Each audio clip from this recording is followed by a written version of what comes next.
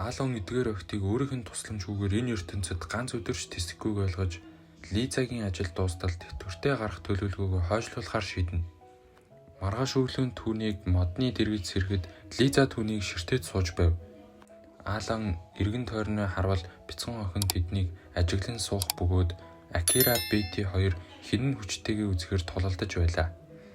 Энэ үед Аалан өчигдөр Лизаг шархацсан байхдаа ээс зэрэглэлийн эмчилгээний шид ашигласныг санана. Гэвч Лиза үүнийг нууцлж явдаг тул хэнд ч хэлэхгүй байхыг гуйж Аалан ч ам алдахгүй гэдгээ амлав.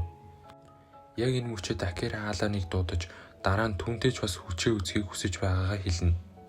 Тэр өдөр тэд бүгд тэргэндээ сууж аялалдаа бэлтгэв. Гэвч Акира тэргэнд суухын оронд бяцхан охиныг дагуулна тусдаа явахаар шийднэ. Аалан түнд санаа зовж байгаагаа хэлэхэд Акира өөрийгөө хамгаалж чадхаа амлаад яваад өгөв. Ааланд энэ бүхэн нэг л с ижигтэй санагдсан тул Фибиаяс болгоомжлоорой гэж хошигнон үлдээв. Тэрэг дотор Лиза өмнөх тулааны үеэр Ааланы сэлэм хугарсанд хүлцэл өчөж ойролцоох нэгэн тосгонд очихыг санал болгоно.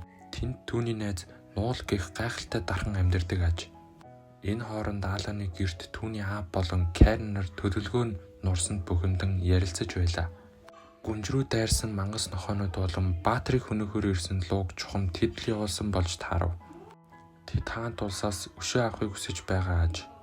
Кареныг хашгичж эхлэхэд аав нь түүнийг дуугүй байхыг тушааж өөрийн туслах болох хөгшин баатларт гүнжийн байгаа газрыг олж мэдхийг даалгав. Тосгонд ирсэн Аалан эргэн тойронд нь хагас хүн төрөлтнүүд дүүрэн байгааг хараад гайхширна.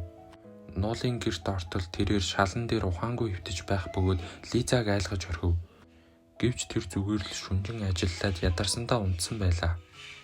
Лиза түүнийг эмчилж сэрээсний дараа Ааланд сэлэм хийж өгөхийг гуйхад Нуул маш олон захиалгатай байгаа гэд шууд татгалзав. Тэр ч байтугай Ааланы хугархай сэлмийг хараад сэлмээр зарчилж чаддаггүй залууд юм өгөхгүй гэж зэвүүцнэ. Гэвч Нуул өөрийн тусгай чадвараараа сэлмийг шалгаж үзээд гайхаж орхив. Учир нь энэ сэлэм ямар нэгэн арчилгаа дутснаас биш харин эзэн нь түүнийг толтол нь бүх чадлыг нь шавхаж ашигласны улмаас ухарсныг олж мэднэ. Үүнийг хараад түүний бодол өөрчлөгдөж сэлмийг хийж өгөхөр болоод тэднийг хөөж гаргав. Тэднийг тосгонд явж байхад хажун хувцастай нэгэн охин нууцаар тагнаж байлаа. Тэр охин хөгшин баатларт мэдээ хүргэхдээ гүнжтэй хамт ямар нэгэн үл мэдтгэх залуу хамт явааг дуулгав. Тэр нь Аалан юм. Аалан лууны хайрсаа зархаар адал явдал хайгчдын гээлд рүү оров. Хайрсыг хармагцаа хүлээн авах охин өрд өмнө нь улаан лууны хайрс харж байгаагүй тул орилж чарлан баярлана. Энэ чимээгээр хөгшин баатлар болон тагнуул охин хурж ирэв. Аалан тэдэнд улаан лууны хааныг баатартай хамтарч алсан гэдгээ өмнөөр нь хэлв. Баатлар Ааланы төвшин шалгаж үзээд нэгдүгээр төвшний сул дорой амьтан байна гэж дүгнээд түүний магц зүсч чадахгүй нэрд байна хэмээн доромжлон гарч одов.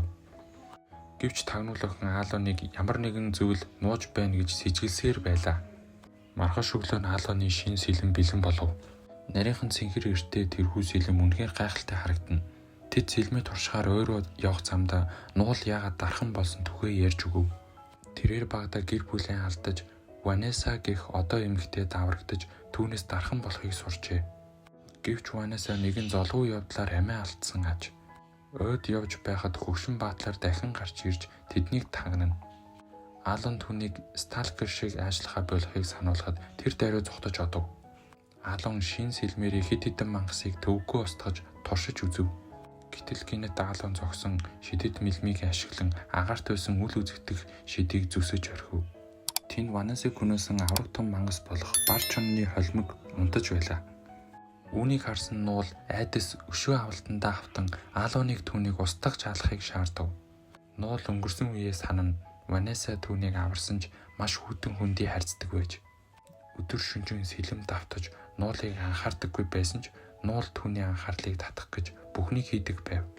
Эцэст нь Ванеса төгс сэлмийг хийж дуусгаад анх удаа инээмсэглэхийг Нуул харжээ. Нуул өөрийн гараар мангасыг алах гэж дайрсан ч Аалан түүнийг зогсов. Учир нь тэр мангас хэнд ч гэм хийгээгүй амар тайван унтаж байсан төдийгүй түүнийг гэмтээхийн тулд ариун сэлэм хэрэгтэй ааж. Нуул өөрийнхөө хийсэн сэлмийг ариун сэлэмтэй дүүцэнэ гэж зүтгэсэн ч Аалан чиний сэлэм тэр төвшөнд хүрэх хаавч болоогүй гэж хэлгээд яваад өгнө.